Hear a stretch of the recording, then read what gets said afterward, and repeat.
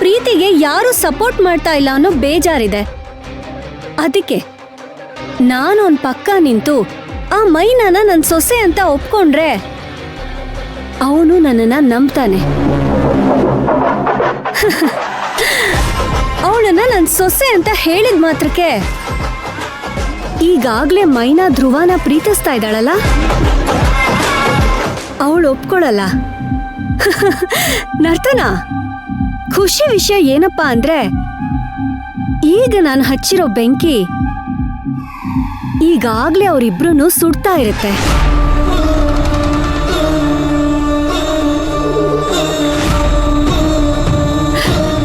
ಅದನ್ನ ಆರ್ಸೋದಿಕ್ಕೆ ಅವರಿಬ್ರು ಏನ್ ಮಾಡ್ತಾರೆ ಹೇಳು?